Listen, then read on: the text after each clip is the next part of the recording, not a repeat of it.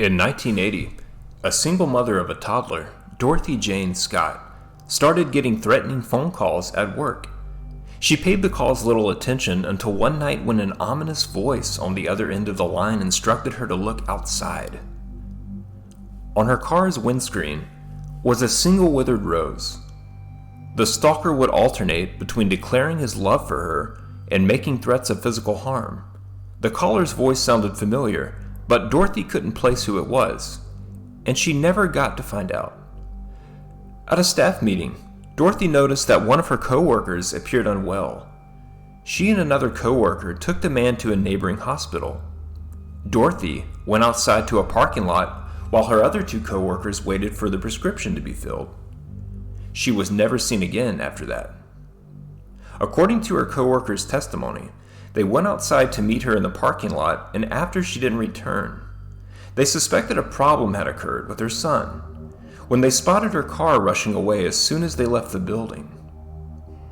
Neither her nor her son or anyone else ever heard from Dorothy again. Her burned remains were discovered at a construction site 4 years later.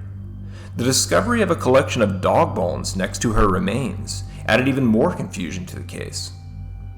No one has ever been found guilty or detained on suspicion for the case, and the caller has never been located. In 2013, The Conjuring was released to positive reviews, with many viewers believing that the terrifying demonic haunting depicted in the film was purely the product of James Wan's imagination. However, the inspiration for the film actually came from the real-life experiences of American paranormal investigators Ed and Lorraine Warren.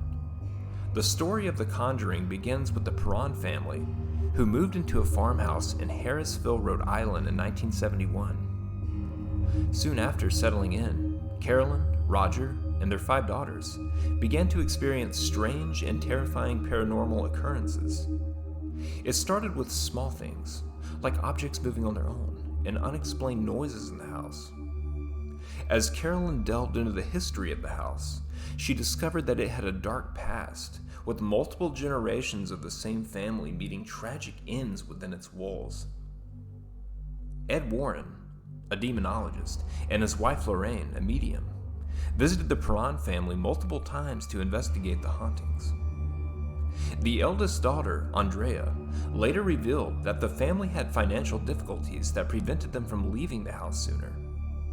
Once they finally moved out in 1980, the haunting ceased. The real-life events that inspired The Conjuring continue to fascinate and terrify audiences to this day.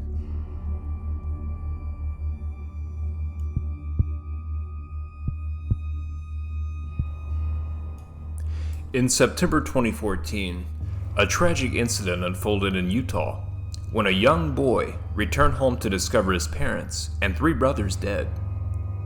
The Salt Lake Tribune reported that a to-do list was found in the house, suggesting that the family was preparing for a vacation.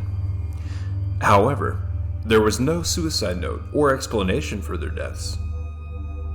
Autopsies later revealed that the family had ingested a deadly combination of drugs. The motive behind their actions remained a mystery until police uncovered disturbing details. Family members revealed that the parents believed that the world was coming to an end and often talked about, quote, leaving this world.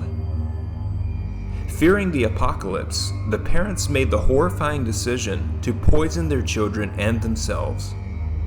The tragic events of that September day left the community in shock and disbelief as they tried to make sense of the senseless tragedy.